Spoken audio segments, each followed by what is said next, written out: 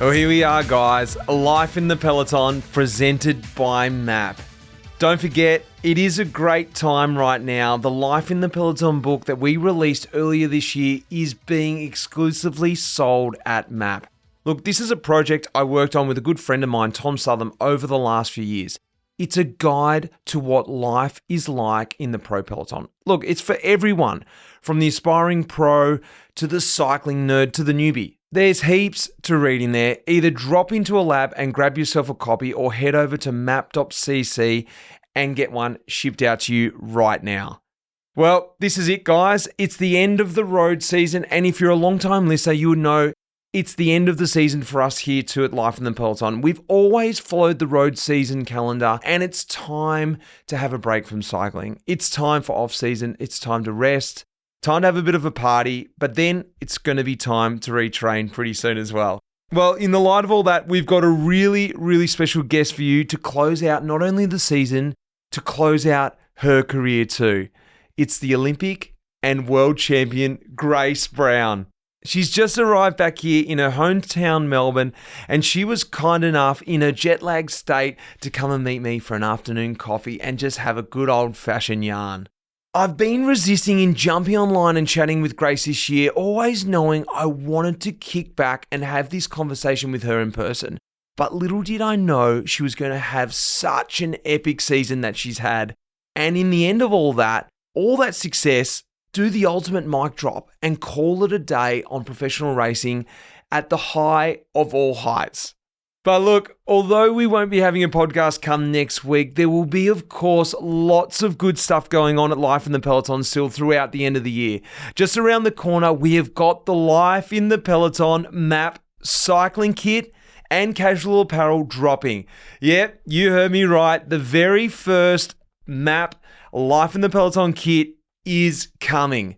It's coming just in time for Christmas, a great little stocking filler, or why not a cheeky gift for yourself too. December 1, the kit will be launched, and if you were at the Specialized Dirty Docker last week, then you would have seen the first glimpse of some samples of the kit floating around. But if you couldn't make it, don't worry, just check out the video, all the socials coming out of the Specialized Dirty Docker to catch a glimpse of the new Life in the Peloton kit made by MAAP. It's so cool. I saw it. I got to feel it. It's happening. But we've also got a little exclusive offer for the Pelo members only. The Life in the Peloton membership. You guys are going to get some special early access, VIP access, before it goes live to the rest of the world. How exciting is that? If you're not a member, then there's still a chance to sign up and not only get this special early access of the MAAP Life in the Peloton kit, but also lots of other benefits. The special Chronicles podcast that I've been working on with Swain Tuft all this year. Great episodes there. We've also got a signed copy of the Life in the Peloton book, which will get shipped straight out to you, plus some other sponsored discounts from Specialized MAAP, Restrap, Pilla and POC. There's heaps of stuff for the members there. Just head across to lifeinthepeloton.com, sign up to the Pelo, either up the front in the echelon or back in the Doom line, whatever tier suits you guys. Well, let's get into this episode with Grace Brown. A really nice chat with her on the end of her career.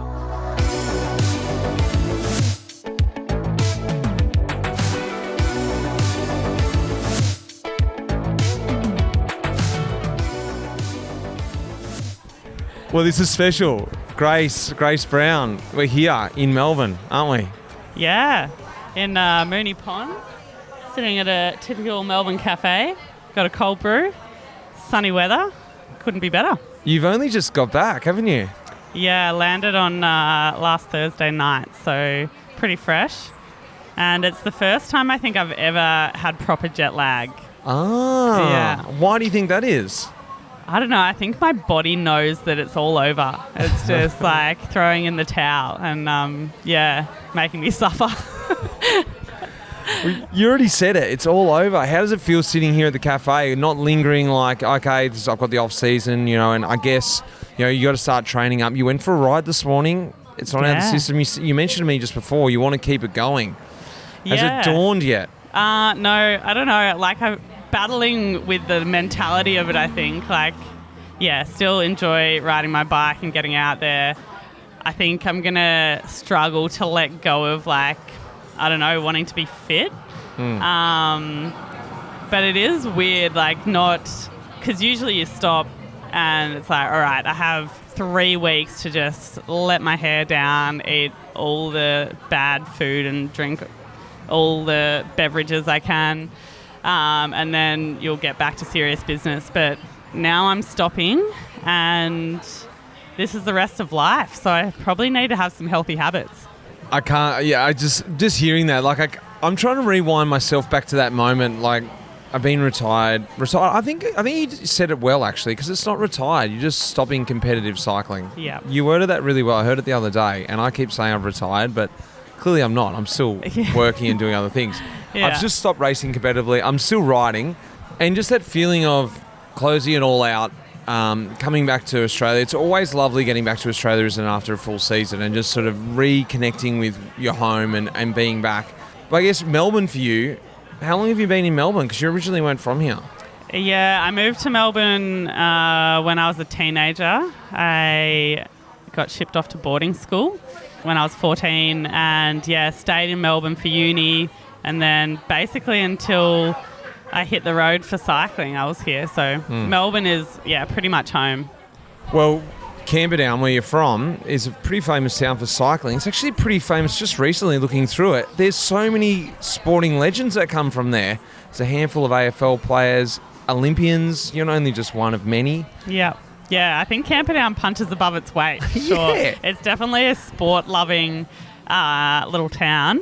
And, I mean, AFL was always the biggest sport that anyone played. And if you became an AFL player proper, then you're a legend. But even the recent Olympics, like, I won gold and another girl from the town, Penny Smith, got a bronze medal in the shooting. So they did pretty well overall. They did very well. And of course the Melbourne Warrnambool, it used to go through. It doesn't go through there anymore, does it? No. Unfortunately, they've changed it to go down like through Timboon rather than Camperdown, which... Yeah, it was a bit disappointing. I always wanted to race it and go through Camperdown. So. Well, you said it before, the Olympics, Olympic gold, incredible. Such an incredible way to finish your last year. I can't believe that that's sort of how it is, but we've got to go back there. It's a completely opposite day than what today is. Today is a beautiful sunny day in Melbourne. It's always sunny in Melbourne. Yeah, I don't know what people are saying about Melbourne. It's a lovely place. The weather's always sunny. Let's go back to Paris and firstly what I want to ask you is sitting up there talking to Big Eddie after you won.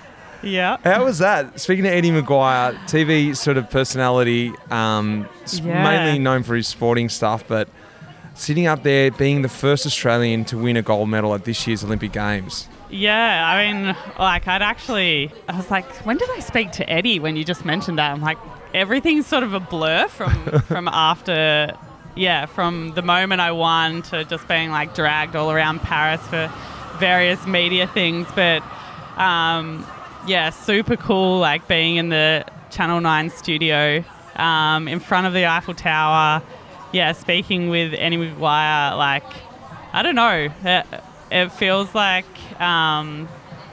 something like someone else did. It was pretty cool. What was the atmosphere like in Paris? Clearly before the time trial, you were focused on the day, and I want to get into that in a minute, but I want you to sort of understand, because from Australia, I loved the Paris Olympics. It was so cool to watch. I got 3 kids, so they were really getting involved with the Olympics and understanding it, and then knowing you and kicking things off, it just got myself really hyped about it. The kids are really hyped about it. They couldn't believe I was coming down and talking to you today. Yeah. Oh, that's cool. And they really remembered that moment because it really kick-started things for Australia. So what was the atmosphere like over in Paris? You did the time trial, but then you had to wait for the road race. Were you able to absorb that atmosphere and enjoy it? Not as much as I would have liked to. Like, the Oz cycling team sort of kept us under wraps a bit. We got moved out of the village for a couple of days to make sure that we kept training and preparing for the road race. But the days that we were in the village were really cool. And especially, when I came back to the village after winning my medal, and the swimmers returned. They had like had a really late session. Some of them had won medals as well. And yeah, they just came up and congratulated me and were like, we saw your race and it inspired us. And Oh, really? yeah, and like I was like, fuck, that's cool. Yeah, that was really cool. And then like each day they'd beat the TVs in the Aussie headquarters, and everyone would just be around there like cheering on whoever was competing in whatever sport. And yeah, it was really nice to be part of that Aussie vibe. Like, we don't get that in cycling. No. And we didn't get it at the Tokyo Olympics because we were separate from the village and all the other sports. So, yeah, I really soaked that up. What about a little bit different, but rewinding back to sort of, you're also there at the Commonwealth Games in Birmingham. Yeah. I've only done the Commonwealth Games. I didn't get a chance to do the Olympics, but I loved that. And I was in Gold Coast, and I loved exactly what you said. You got in the village, and people would watch. I just did Roubaix the week before, and random athletes were coming up to me who I was like, oh, look at that. And they're like, hey, well done at Roubaix. I'm like, why'd you even watch that? Yeah. But How do you know who I am? It was so cool. Like, Yeah. I couldn't be bothered being there because I'd just done Roubaix, and I got back instantly. I got my motivation flipped from 0 to 100. I was like, I'm ready to go. So Yeah, that's cool. only at the Commonwealth Games. So I'm trying to imagine what it's like at the Olympics.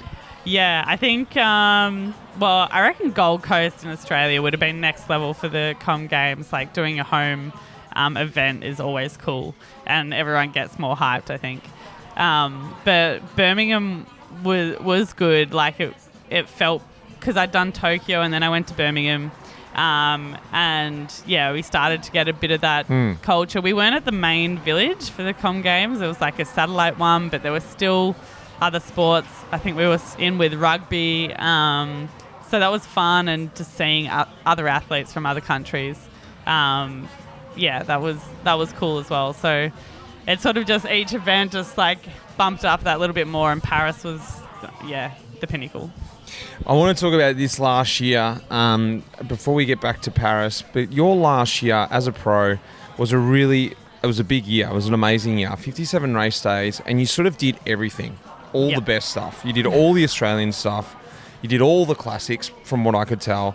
You slipped the Vuelta in there, did the Britannia Ladies Tour, which you won for the second time, Catalunya, Giro, Olympics, Tour de France Femme, Romandy. Then you did the Worlds, DNF at Trevally, second last race. And then you finished with a time trial in the World Championship bands. Tell me about this last year. It's been a big year, and really the announcement of the retirement. So coming into this year, what was it all about? Was it about knowing that this was your last year, or this sort of bubbled away as it was going? Yeah, I sort of knew from a while back that this was my last year. It was something that, I'd spoken about with Elliot for a while, my husband. But I didn't announce it until, I think, after the Classics, after the Vuelta. But I told, like, our team manager, I think, just before Strade Bianchi, I had a meeting with him and said that, it's going to be my last year. And we sort of just said together, okay, we're gonna go out on top. Like, I'm gonna have my best year yet. But the Spring Classics were hard. Like, I was not really in a good place for most of it. I had niggling injuries and just, like, I don't know, couldn't get into the racing the way I like to usually. Yeah, it sort of just managed to come together in the week of the Ardennes. And I came away with that Liège victory, which was insane. Like, it was two times second before, so it's like you've been that close. Yeah. And to grab the first Australian to win a monument, first female Australian to win a monument, so epic. Yeah. And from that moment on, it was like, okay, my year is amazing. Like, I've won a monument. If I finish with just this on my results sheet for the year, like, I'm happy. So maybe, like, having that just freed me up to really, go after some other big goals without that desperation. What about, let's just rewind a little bit. Where's this decision come from? How did you come to that this would be your last year? Because look, the form's there. Yeah. You've got the rainbow bands. They're going to be featuring in the Belgie, no doubt. For sure. Local, yeah, Belgie on a time trial bike. Why not? the most famous punch ride in the world, based out of Melbourne. But to be able to do one lap in the world colours, or even another 4 years in the gold helmet, gold bike for the time trial, clearly defend your Liège title. So where's this decision come from? Yeah, it's come from just the fact that I've been. I don't know, a lot of Aussie pros move over to Europe and really set up life in Europe. They bring their family with them, and it just becomes like normal life. But for me, I've always had to leave Elliot behind in Australia. He's stayed here. He's got his own business, so he can't really pack up and move to Europe to follow me around. And it's just been hard, every year doing that. And I feel a bit like, my life and the relationships that are important to me have been on hold for the time that I've been a professional cyclist. And I don't know, we came to the decision that 2024 was the last one. And definitely at the start of the year when I had to, get ready to leave again for Europe, I was pretty unhappy to leave Australia. And even with the success, I just kept, I guess, reminding myself that even though, you have the high of... Don't forget this moment, the low. Because this is the reality of what it is. Yeah, exactly.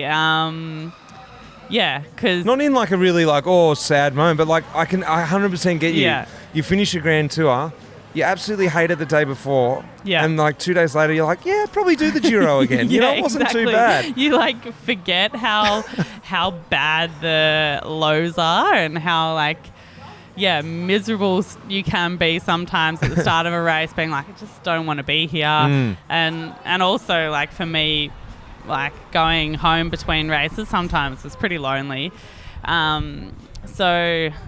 Even though I've had some pretty epic highs this year and you really can get carried away with that, I know that it wears off. And I think even more so after this year, I don't think it can ever be matched. To get the same success and the same highs is unlikely. So I've just had to be really realistic with myself and remember why I made the decision. That's awesome, because I think a lot of people, and myself included, don't fully understand what the life of a female pro is.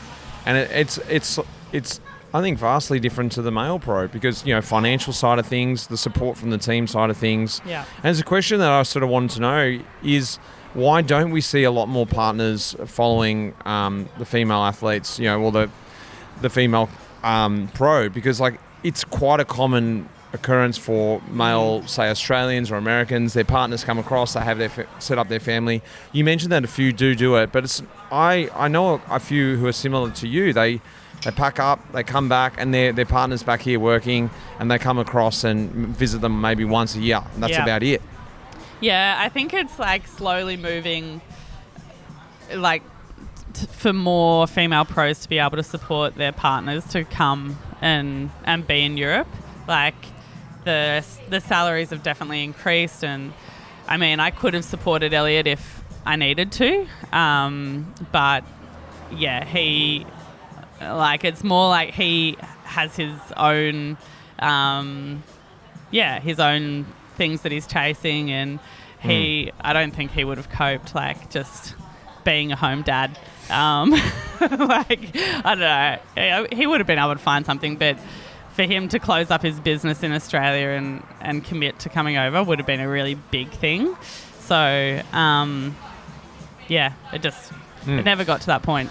I feel like it's almost cultural's not quite the right word, but it's sort of always been that way. And we've seen, especially in the last 5 years, especially the women's cycling has made a massive shift. And it's, as you said, financially, sure, it's moving in the right direction. It's a long way from where it needs to be, but it's the racing itself is just watching it. I love watching it, and I'm going to be completely honest. probably 5 years ago, I didn't really watch any women's cycling. Yeah.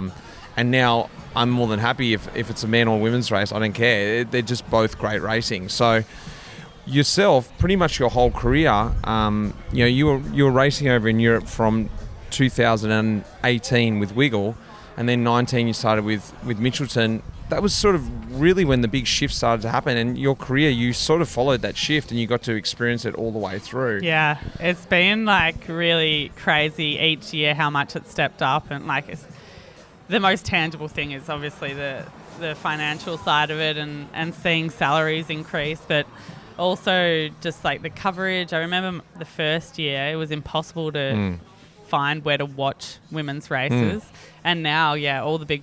That's probably why I didn't watch it either. Because you really had to search for it. And also, the even if there was a broadcast, like the quality of the commentators and everything, it just made it less interesting. But now it's really picked up. And I think the characters in the women's peloton have really grown, and it's like. I don't know why Netflix haven't made a series about the women's peloton, because it would be so much more interesting. There's a lot going on, is there? No, I just reckon we've got good characters. It'd be fun. Tell me what it's like riding on a French team. You rode the last couple of years on FDJ. The men's squad's been around forever. I wouldn't even know how many years it's been there. 20 years plus, more. What was it like riding on the women's team and that shift from Mitchelton? So you came across, you started your European career with Wiggle, British team, and then came across to Mitchelton, which is the household Australian team, and then across the FDJ, a French team. Yeah, it was quite different. I think I wanted to sort of move out of my comfort zone in a way, and I didn't want to spend my whole professional career on the Aussie team and just be in the culture that I knew. Even though Green Edge now is it's not purely Aussie anymore, but it's always got that. You could probably argue FDJ is not pure French, but the bones are. So the bones of Mitchelton are sort of Australian and always will be. It wasn't I think maybe the male French teams are a little bit more challenging. FDJ Suez, the manager is really keen on the team being more international, and he makes a rule that all communication is in English, and really tries to have at least half the riders non-French.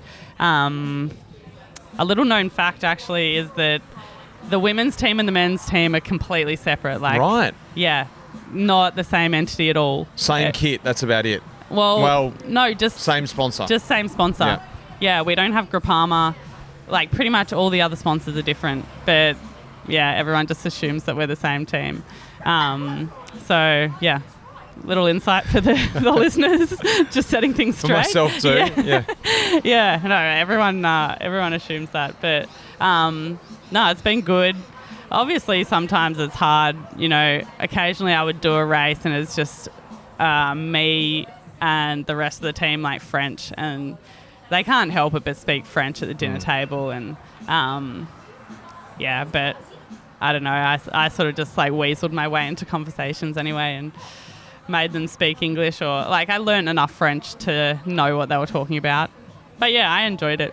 Do you think that added to the way you were feeling coming into this last year? Do you think, even though it was a new motivation, a fresh place, do you think that added in that extra culture when you were away on races? No, because I really felt like it was a family on the team. I was really close with a lot of the girls, and felt super valued there, more so than I did on the Australian team. And also, the management were much more relaxed. If I wanted to come back to Australia, they'd be like, yep, sweet, we'll factor it into your program. Whereas when I was on the Aussie team, it was they didn't want to, if they let me do it, then they'd have to open it up to all the Aussies. And Well, they knew what you were doing when you were back here. Just drinking beers, coming and riding with me up in Lansfield. Yeah, dodgy. Yeah, off the rails. Yeah, so actually I think the French team also was sometimes like, what is Grace doing when she's back in Australia? But, I mean, they trusted me despite it all to come back and do my job and, yeah, so it was fine.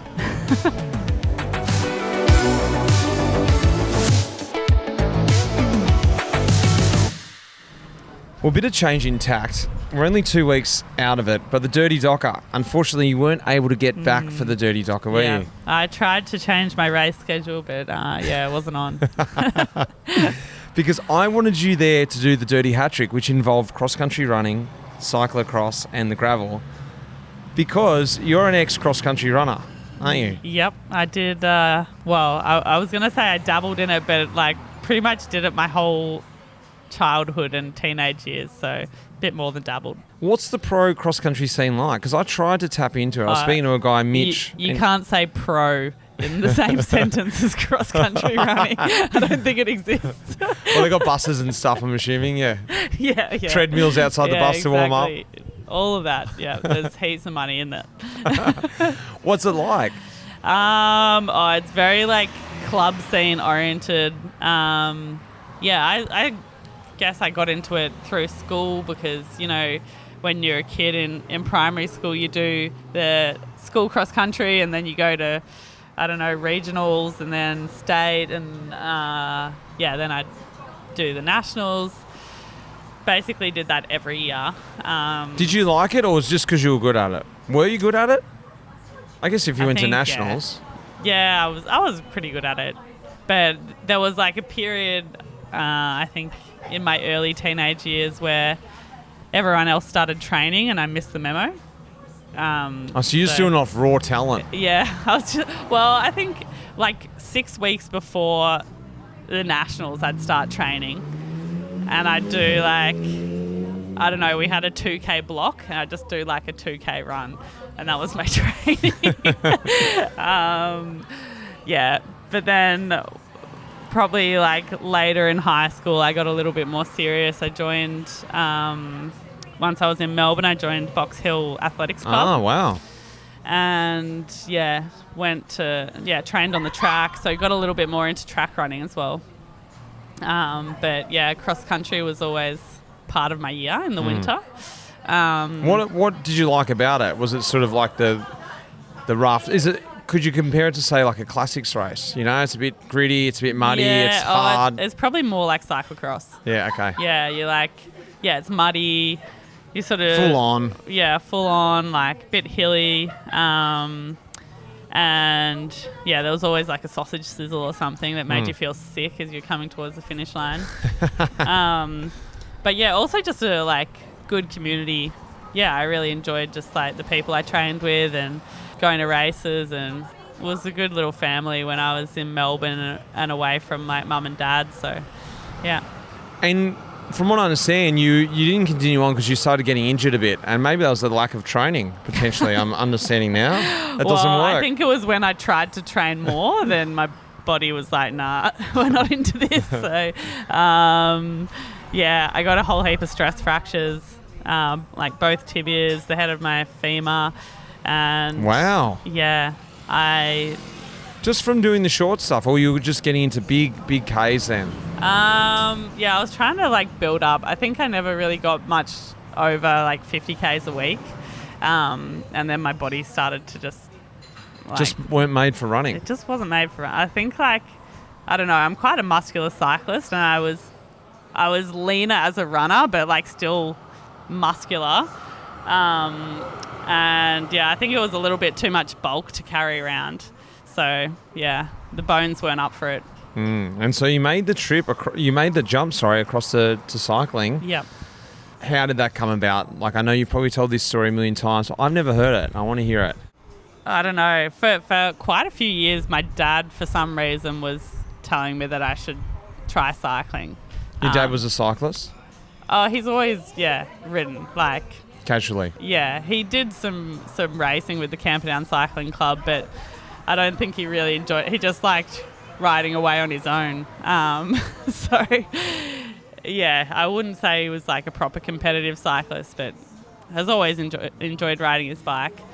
So he tried to get me into it, but when I was a kid, I hated riding my bike and having the helmet, and I'd walk to school rather than ride my bike.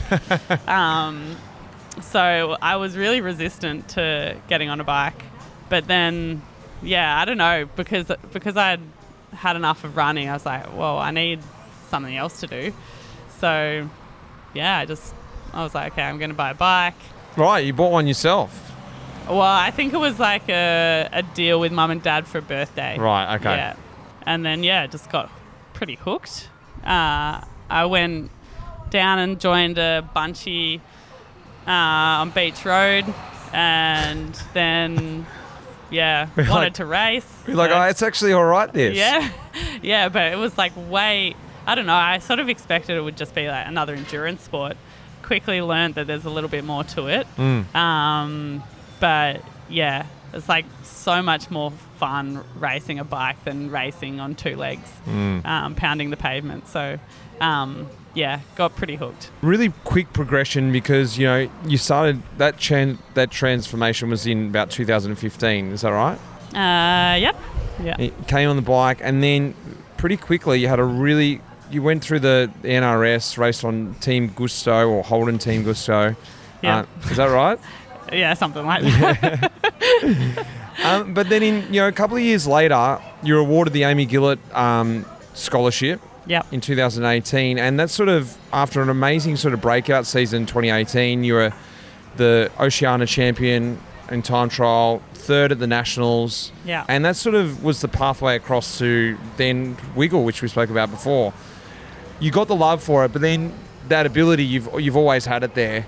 That sort of transition through those NRS periods, we were sort of thinking, wow, I might really give this a go here. Or is it just naturally happening, next thing after next thing? Yeah, I think I was just like, all right, I want to get better at like whatever I'm doing now. And then I was like, this is what I need to, push to the next level.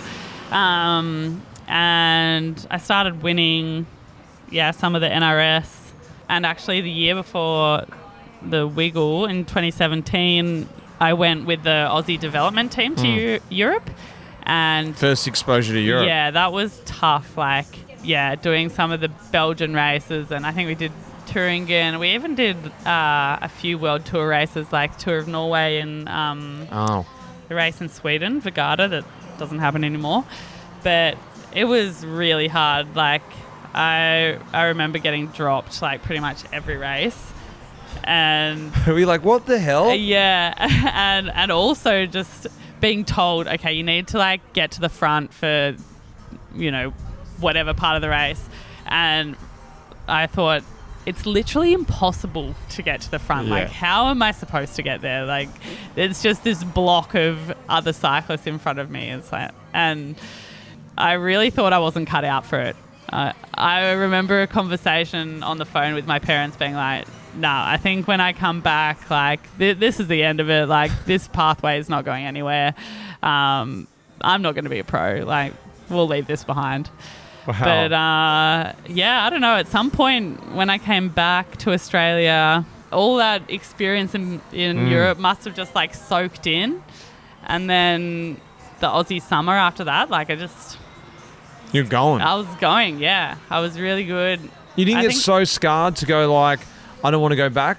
Nah.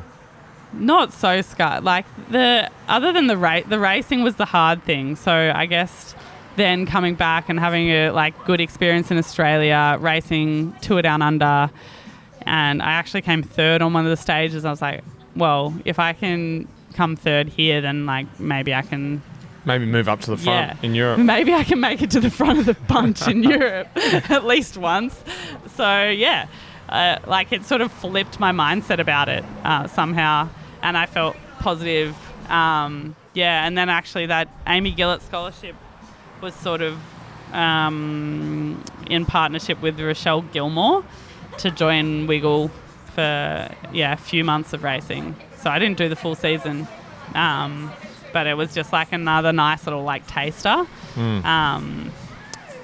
So yeah, that was good. It's amazing you say that because it's almost the exact same story that I've got to tell about my own experience. Only that I was racing my first year as a pro in Skill Shimano, and I literally came back and said to the people who were there, I'm going to serve out my second year as a Neo Pro, but that's it. I'm done. Yeah. I couldn't keep up. I got dropped, and I just couldn't fathom how I could ever race over there. But in the same light as you, I went back the next year and it clicked. It's soaked in. I think soaked in's what it is. You almost need this beating down.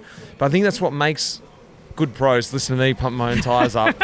But it does. You need to almost get to the rock bottom. Yeah. And understand, do you want it or not? And there's that point of like, I'm just going to give up or I'm going to try again. And when you try again, you're ready to take it on. Yeah, it's interesting because there were definitely times, like even before the first time I went to Europe, I really questioned, is this something I want to do? Like, life's pretty good in Australia. It doesn't sound that fun, really, going over. Like, you hear all these horrible stories, especially from the women's peloton back then. Like, just, girls living off absolutely nothing and, like, getting treated poorly and just, like, it didn't sound very nice to give up my life in Australia to go over and just survive. But yeah, I was pretty fortunate for it to work out a little bit better than that. Well, then Green Edge picked you up after that breakout season, and 2019 you're really going because it's the first of 4 times you took the Australian time trial champion. And I don't know whether you'd been thinking this along or it just sort of fell into place, the time trialing. Was it just sort of something that happened and you're like, I'm actually quite good at this, or you like the discipline? I don't know if you ever really like time trialing. Good. I'm glad that you cleared that up because I thought you were some kind of time trial freak that loved it. No, I just do it because I'm good at it. Yeah, I think I realised that I was pretty good at it even like in NRS. Just probably, you got the engine. Yeah, probably from running. Like, I'm really used to just being at an uncomfortable sort of effort for an extended period of time. In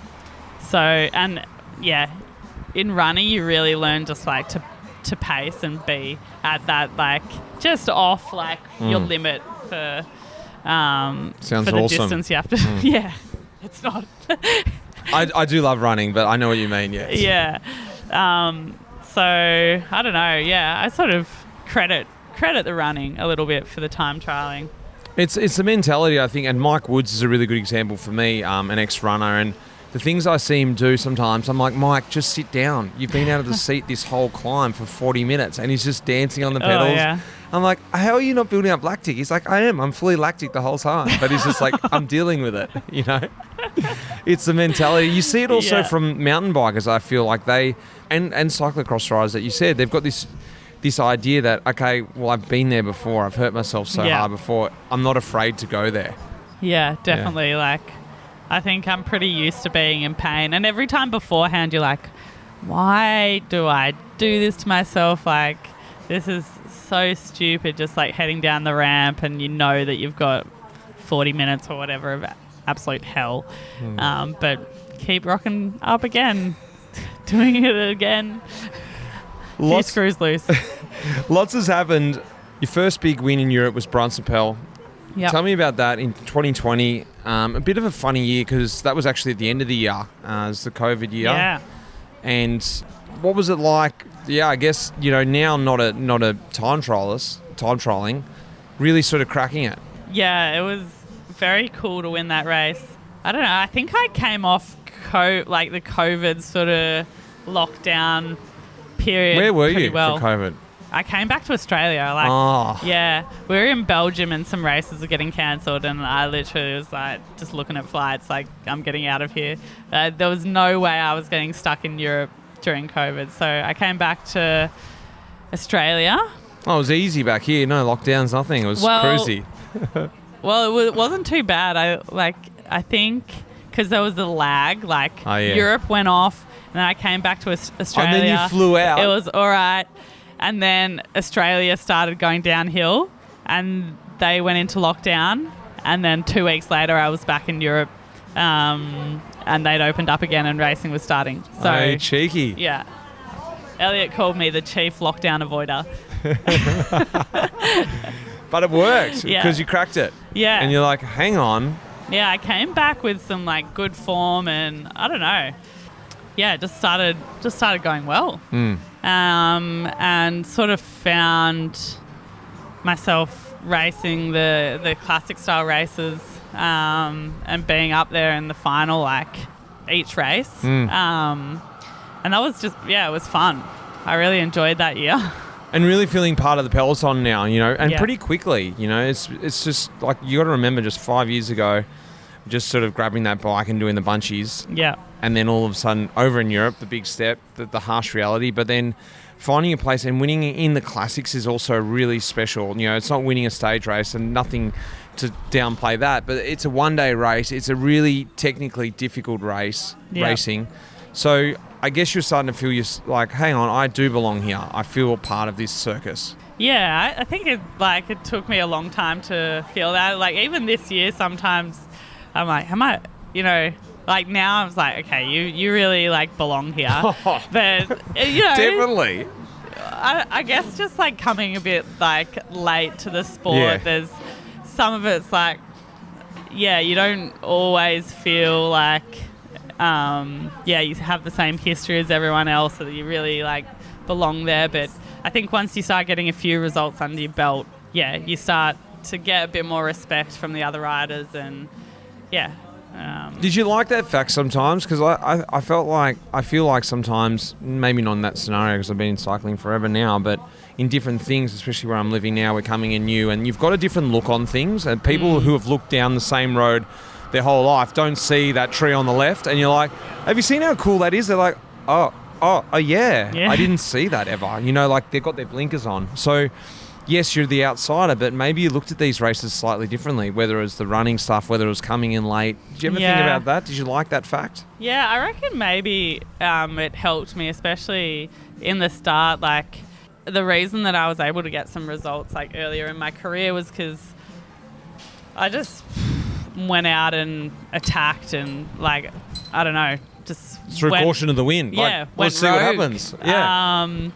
And like not in stupid parts, but just I was like, I feel like doing something here, so I'd go and do it. Well, why is no one attacking now? Yeah, I'm just going to go for it. Yeah, exactly. And then like it paid off a couple of times, but eventually people get a little bit wise to the fact that you can do that. And the later years, I wasn't able to be quite as aggressive because, as soon as I attacked, especially, everyone knowing that I'm a good time trialist, it's like, nah, we're not going to let her get away with that one.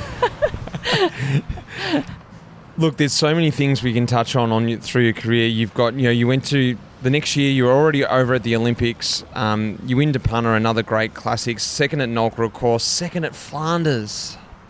Third at Flanders. Third at Flanders, sorry. Third at Flanders. Yeah. Oh, would have been good being right up at the pointy end of that. Flanders and Paris-Roubaix are two races that I really wanted to get one day, but it wasn't to be. I want to go right back to Paris now and speak a little bit more about the time trial, because I want to get a little bit inside the preparation and maybe the insight to the lead into that. You mentioned that getting Liège, you're like, cool, I'm good now. Yeah. Going to Paris, at what point were you like, nah, Tokyo, fourth at Tokyo, there's still more in there. You knew you'd race all the girls there at the Worlds, second at the Worlds the year before. So you knew, obviously, you had the goods. Yeah. But it's putting it together. Technical course, wet course. Tell me a little bit about the preparation coming to that, the training. Yeah. Working with your coach, the mentality. Yeah, I think one of the things that was really key was coming second at World Champs by like 5 seconds the year before. And during that race, like I had this period towards the back end of it where I was like, I'm not going fast enough. Like I'm struggling here. I'm not going to be anywhere like near winning. You were this thinking race. that in the time trial. That was my mentality. Like that's what was going through my head, and I like kept pushing, but like not quite as much as I probably could have in hindsight. And then I got to the finish and it was only 5 seconds. You're like, and I'm damn it. Yeah, surely I could have like found that in that like period of doubt during the race. Was there a moment where I could almost feel you're going to go, I swear I'm never going to do that again? Yeah, pretty much. Like, so coming into Paris, I was like, every second is gold. Like, you are going after every single second on the course.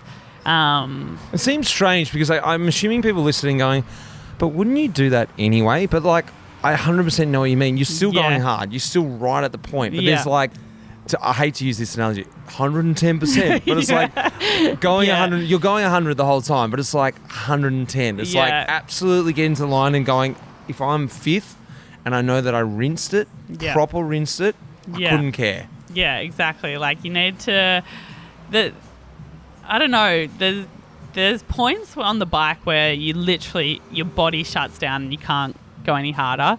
But then often it's like, okay, this is really hurting, but there's still more. You can just twist it that like tiny little bit more.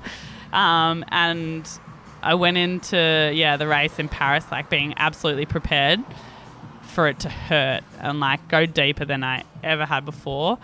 And I was really focused on the effort. Like a few weeks before, I was starting to get a little bit, overwhelmed by everyone's expectations of how I was going to go. How did you shut that out? Well, I spoke with my sports psych and he like encouraged me to focus on, just focus on the race and like what it was going to take to get the best out of myself and realize that I had no control over the result. All I had was, the effort that I could put in to myself to race as fast as I could, to get it all out on the road, and not to really worry about what was going to happen afterwards. So then, for the weeks leading into the race, I really just thought about, okay, I'm going to be doing this, it's going to hurt, like we're going to be going fast, like just sort of visualizing the whole race, and then get to the finish line blank, like no visualization after that, like just about the race. And I think that really helped. Like then I was much calmer. I wasn't like feeling the pressure so much, just knew that I had to focus on myself and what I could do. You didn't, you were able to still stay above that expectation. Like I know going to the World Championships, there is a big pressure there, but it's like there is another Worlds. Yeah. And you don't always want to get to that point where you're always second, third. Oh, next one. Yeah, but I know there's something different I can imagine with the Olympics, and I felt it slight with the Commonwealth Games. People came out of the woodwork and started contacting me, like, oh, you're doing something finally. You're like, what about all the Roubaix that I've ridden? But like it doesn't mean anything to people outside of the cycling world until you have something like this. So was there anything in there that sort of rattled your cage a little bit leading up to it? Yeah, I think a little bit of that, like... people that have no idea what I'm doing the rest of the year suddenly paying attention. And also just like the investment that, Oz Cycling had made into me, like making sure that I had, all the best equipment and, I don't know, just like crossing every T and dotting every I. You're almost like, I don't need all this stuff. Yeah. And the more support you get, the more you're like, well, I better freaking deliver because they are expecting me to. They're putting all these resources into it. Yeah, also family, like getting really excited about it. And I think pressure is a privilege, as they say, and having people believe in you is awesome. But you have to be able to wear it. What about the Olympic effect? The gold medal. Is it opening doors? What's the feeling so far? Yeah, I've only just got back to Australia, so it's interesting. Like being in Europe, I was sort of sheltered a little bit from it. I didn't come back and do all the welcome home sort of Olympian stuff. We can put a parade on up in Lansfield for you, I reckon. That'd be great. That'd be awesome. I'd love to do that. With all the like ticker tape or whatever they call it. Yeah. It has been pretty wild, like the number of requests I've had to do, different events and speaking stuff, and I even got asked to go on like a game show. Just like heaps of random stuff. Awesome. It's weird because, I'm still the same person I was before the medal, but suddenly everyone's more interested in what I have to say about things, and it's funny. It's the Olympic effect. Yeah.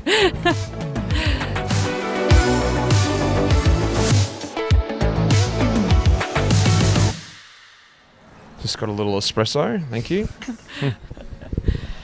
And a big Leamington to welcome you home. Yeah, that looks good.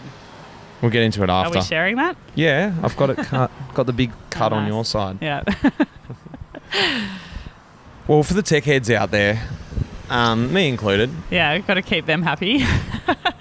What does the time trial, the Olympic time trial, look like? So it was about a 40-minute time trial. Yeah. 49 kilometres an hour is sort of what I found out. Yep. I was a little bit disappointed not to crack the 50, to be honest. But It was 49 point what? I didn't write that down. It was close. It was like high. Yeah, it was over. I should have rounded it up. Yeah. I actually did round it up, and then I deleted it. 49. I feel like if it was a dry course, then I would have been able to get it because I really had to slow down for the corners. So, yeah. Well, what about that technical thing? Because it was a minute and 30 gap to second place Anna Henderson and 1:31 to Chloe Dygaard. Massive gaps. Yeah. Were you just like that superior, or was the combination of, hey, I know how to corner in the wet and I'm strong as hell? I don't know if it was like a little bit of, I just judged it right. You know, like I don't think I took massive risks, but I'm sure if you asked Heyman and Jean Bates in the car behind me, they would have said that I did. But Did you feel ever like, ooh, that was close? There was one corner where my rear tyre slipped a little bit, but that was just fun. Yeah, like, it was just fun. Yeah. And one, like there was a roundabout that I sort of went a little bit wide on the exit. Fun again. Yeah, just enjoying myself. But yeah, I never felt like I didn't worry about crashing. Like I think that helped. You had to be in that mindset, I guess. It didn't enter my head that could be a possibility that I'd come down.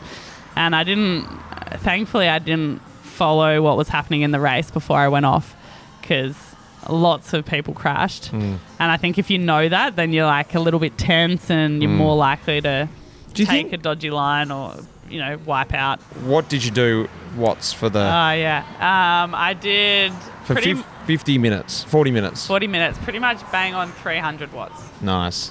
So, yeah, that was pretty good for me on a flat course with, a lot of corners.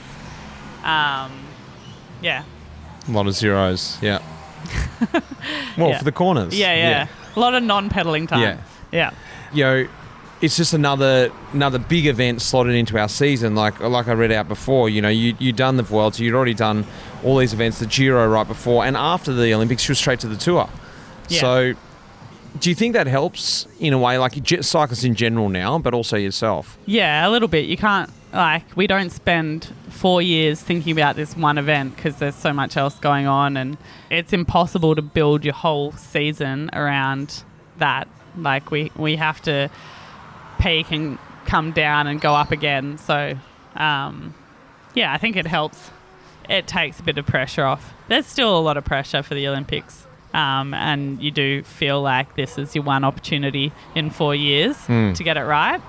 But in the back of your mind that if it doesn't go right, you've got other opportunities to make a good year out of it. Well, the end of the year was pretty epic as well. Like we said, the Tour de France, Romandy squeezed in there. Worlds. So what did it feel like going back to the Worlds then? The year before you said second there. You've just topped it at the Olympics, but it's weirdly a little bit different there, I get the feeling. And now it's back to the Worlds. Something you're used to, something you still wanted to conquer, or was it just a bit like, whatevs? I don't need to det this now. If I do, then I do. I think I wasn't desperate for it. Winning the Olympics was super good. Yeah, of course I wanted to also be world champion, but it was like I was fine if I didn't nail it. So it took a lot of pressure off. I was quite relaxed. Also didn't have really the opportunity to do like a perfect preparation or anything coming into it. So there wasn't those like, you know, when you're really targeting something and yeah, you're thinking about it in all your sessions and, you know, it's like built out towards that. Then I didn't have that. So I just rocked up like trusting in what I could do and hoping that I could put out a good race. Yeah. Pulled the skin suit on, no warm-up, Yeah. just see what happens. Well, funny you say that because actually the team like got the timing wrong for my schedule before the race and just wiped 10 minutes out of my warm-up. And I was like halfway through and I saw one of the girls that I was like, I'm pretty sure she's just like 2 riders ahead of me heading off to the start. Oh, normally just freak out. Yeah, and I looked down at the time, I was like, oh, I'm missing 10 minutes here. Oh, no. I like quickly did some 30-30s and I was off. I'm like, oh. Oh, yeah. well. It's always stressful before a time trial. Like, no matter how prepared you think you are, the time goes and you're like disappears, doesn't it? running around flapping your arms before. Yeah. Well, the Chrono Nations was your last race, and I'm assuming you planned it like that because if you won the Olympics, you got to ride in the gold bike, which you did at the Tour de France. But Yeah. if you did win the Worlds, you got to do it all. And one Yeah. chance to race in the rainbow jersey with the gold bike, gold helmet. Like, I'm all aesthetics, so I was just like, yes. Yeah. Like, if I was Yes. ever world champ, Yes. that'd all be about the kit. So Yeah. It was, tell me about that last ride. I was so glad that I planned to do that race. Yeah, it was really awesome. Like, I'm a bit sad, obviously, to win the world champs and not do the full season and race in the rainbows like a few more times. But it just meant that I had to go there and make the most of like that one time for all the photos and yeah, just soak it up. It's pretty. Like, I think I almost underestimated how cool it is to wear the rainbow jersey. Like, when I put it on for the first time, I was like, wow, this is like something special. The big question, Grace. We're back here now and we're sitting back. I'm about to enjoy coffee. It's very relaxed. I guess the next phase, you know, where are you at? You know, are you just sort of soaking it up at the moment? Did you have a big plan? Cool, I'm going to finish, you know, Ash Barty style and move on and do this and do that. Or you're just like, you know what, I just need to get my feet back on the ground and work it out as things unfold. Yeah, a bit of a mix. Like, I didn't want to come back and just have complete open, like, no plan. I like having stuff to do, so I've got a lot of little things lined up over the next couple of months, doing lots of events and hopefully working at the cycling over the summer in Australia. And in the background, I'm working on a little product, but it's quite slow moving, so it's on the down low. Cycling related still. or? Yeah, well, not specifically cycling related. It's not unrelated to cycling, but more general sport. Okay. Yeah. So, yeah, keep tuned for that. Awesome. Well, we've got this Leamington just begging for us to eat it right in front of us. Yeah, my mouth's watering looking at it. It's been so fun catching up with you, and I'm going to get to see you around every other day. Yeah, I promise I'll be at the Dirty Docker next year. No excuses now. Awesome, Grace. Thanks for coming on the pod. Thanks, bitch.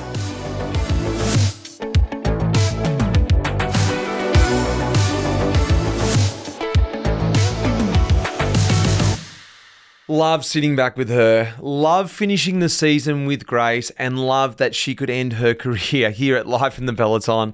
But she's going to go on to bigger and better things, no doubt, and rock that world champion jersey around the streets of Melbourne. I love that. It's going to be here. Not only that, but the gold bike, the gold helmet. She's Olympic champ for the next 4 years.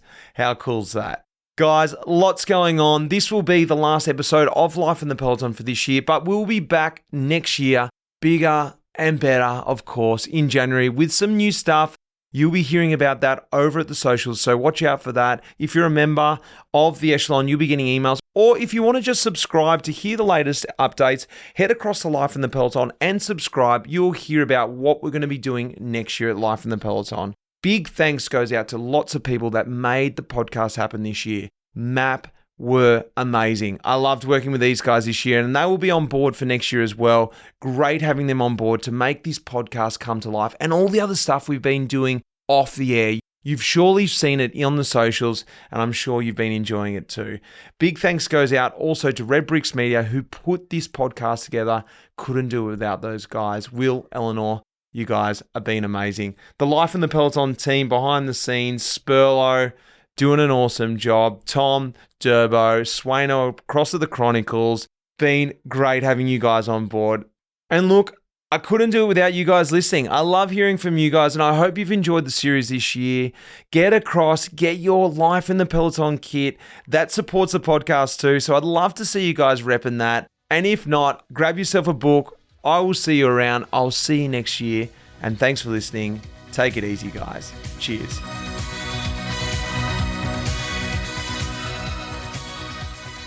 That iconic music in this episode was composed by none other than the legend, Pete Shelley. Cheers, mate.